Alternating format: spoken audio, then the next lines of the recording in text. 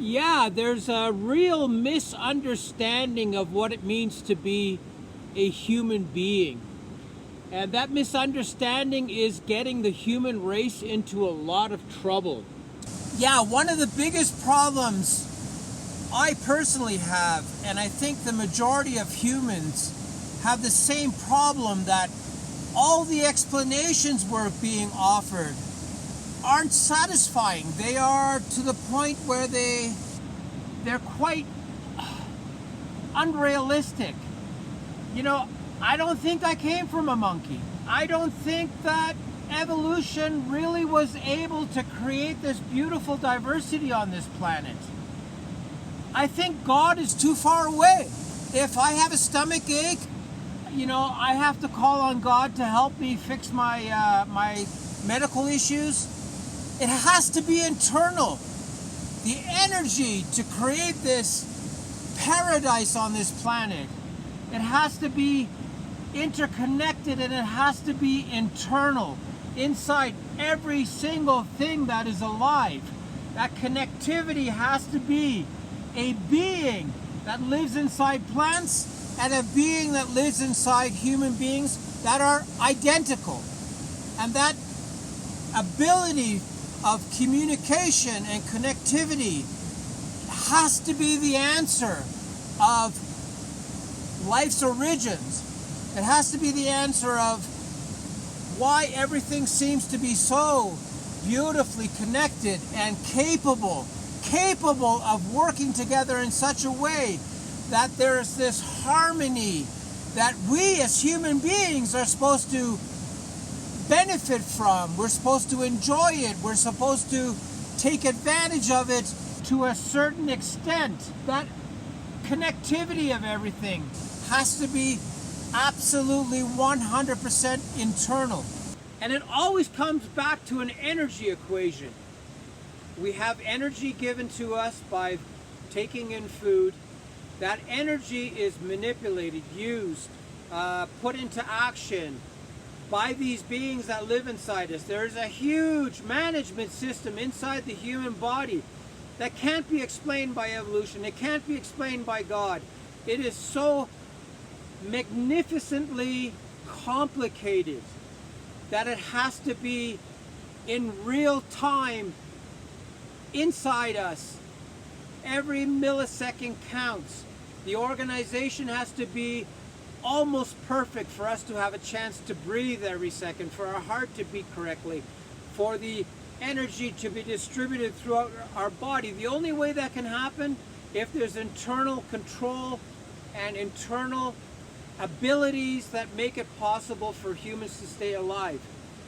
That connectivity that is present in everything that is around us is a real clue. The fact that we can eat certain plants, the fact that we can grow certain things, the fact that we can do all these things is only possible because there is a connectivity between what lives inside these plants and what lives inside us. And that connectivity needs to be promoted, and it's the only way that the human race can start stepping back, and solving the problems of not understanding what it means to be human.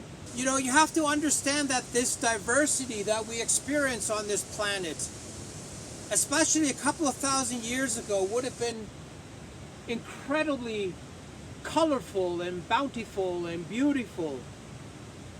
That diversity is not by chance. This slotting mechanism of diversity is planned, it is created, it is filling slots, filling gaps. It is on purpose. Something that has an oversight of everything alive is slotting life in such a way to keep everything alive. Without the diversity, there's nothing. We need immense diversity to keep everything going, to keep everything alive. There needs to be nectar for butterflies or hummingbirds. There needs to be pollen for bees. There needs to be herring in the ocean for larger fish to eat the herring. That circular motion is a planned mechanism. It is something that occurs in a slotted mechanism that allows everything that is in that circle to stay alive. And guess what? Everything that lives inside that circle has to be fed from day one. You can't feed a jaguar 5 months later. It doesn't work. There needs to be, for the vegetarian animals, there needs to be that material needs to be there for them to eat from day one, not from day 30, not from day 45. It has to be circular from the get-go. This idea of everything evolving and filling in all these slots is too cumbersome. There needs to be purpose. There needs to be something living inside every single thing that is on this planet to organize a structure that keeps every single element alive, every single living being alive. And that is going to be the downfall of this planet. When there's certain things missing in that food chain, in that circle, we're going to be in a lot of trouble. It's starting already. It's immensely obvious how everything is slowly getting worse and worse and worse. And how do you explain this internal organism that is keeping everything alive, that is creating humans that are prodigies instantly, that is giving so many people all these different gifts, their talents, their abilities? Why is there such insane diversity? The reason is to keep everything alive. So if humans don't start to understand that the being that lives inside us is trying its best to show you as a human being what your talents are, what your abilities are, where you're supposed to take your abilities, in what direction. There are so many human beings on this planet, I would say the majority, that aren't doing what they're supposed to be doing. There are people that could probably sit down at a piano and start to play very quickly. There are mathematicians that aren't being challenged. They have this incredible mind that would allow them to do so many different things. But they don't even know that they have this talent, or they don't want to challenge themselves to go towards that talent. So the world needs to understand that we have life inside us. We have a being inside us, beings inside us, plural, that are looking after us every millisecond of the day. They're keeping all these foreign workers that live inside us, these foreign viruses and microorganisms, they're keeping them in check, and they're making them do their job every millisecond. So this idea of a faraway God or evolution looking after us isn't possible, because life is so immensely complicated. Life needs to be controlled and supervised and looked after every millisecond just to survive. And if we understand that the connectivity and this beautiful idea of every single thing that is in close proximity to us having the same being living inside it, giving us a connection to these beings, be standing in front of another human being and you being able to say, I don't like this person, or I like this person, or this person has incredible karma or incredible energy. There's this telepathic or this love affair with the person that's standing in front of you. That is because they have the same beings inside them that you have. There's a connection between the beings that live inside this person and yourself. And we have to understand that the only way we can improve this planet if we understand that everything you need lives inside you.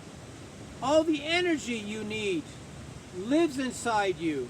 All the connections you need to make with animals and plants and other human beings and insects, all those connections are possible because you have the same being living inside you, as well as plants, as well as insects, reptiles. Everything has that interconnective being that has created life, that is supporting life, that is available to the human race to get this planet populated, green again, working again. But the connectivity between us and the beings that live inside us is separating and separating and separating. Information is getting in the way. Selfishness is getting in the way. Ignorance is getting in the way. Hatred is getting in the way. So we have to step back and say, look, if everything truly is connected, let's use that connection to get to a place where life can start to repopulate this planet. The human tranquility returns, and humans have this chance of really doing what they want to do, doing what they are meant to do. If you're supposed to be a gardener, then you need to be a gardener. If you're supposed to be a winemaker, then you need to grow grapes. You need to do all the things that you are meant to do with the beings that are inside you, that are pre-programmed to show you the way of what you as a human being are supposed to do, what your gifts are. You might be an artist that can draw everything from day one. You might be a person that is so musically gifted you can pick up any instrument and play it. That is that internal energy that isn't being used enough on this planet. We need to get more involved with the connectivity to the beings that live inside us. They have messages for us. They have information for us. They have abilities for us. They're working non-stop to keep us alive. They message every part of our body to keep things working, to help every cell that's in the body. We have a world full of agitated human beings. There's conflict everywhere. People are very aggressive. People are very angry. This selfishness has become unsupportable. There are people that are not understanding what it means or what they're supposed to do on this planet. So there's many problems with humans not having an understanding of what it means to be in a connective environment. This selfishness and this desire for connectivity with technology and information separates us from this reality we are supposed to represent as the overseer species of this planet. We're supposed to look after everything. We're supposed to move everything along in such a way that it's going to be there for the next generation. So I want to explain what humans are missing, and science is missing, and religion is missing, and is sending humanity in the wrong direction. And this direction of humanity has to be saved very quickly. It can't go on like this for much longer, because we will not be around as a species. Nature would be very happy if we are gone. There's no question about it. It would make things a lot easier for this planet to recover if the human race was gone. So let's get into it. So there is an understanding that life is very encompassing. It includes plants and mammals and reptiles and birds and insects, you name it. It includes everything. And we have to understand that this connectivity of everything that is on this planet that is alive has to be explained very differently.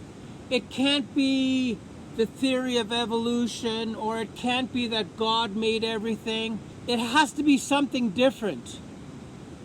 And that thing that is different lives inside us. It is the energy that organizes, for example, all the organisms that aren't human inside us. All the organisms that are inside plants, keeping the plants alive, that aren't plants. So what is organizing all these foreign, let's call them workers, symbiotic workers that benefit from living inside plants, that benefit from living inside our digestive system? How could these beings that probably would want to devour us, how can they be kept in check?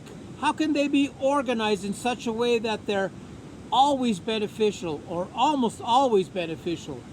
How does that work? How is it possible that we have such diversity on this planet? Where does that diversity come from?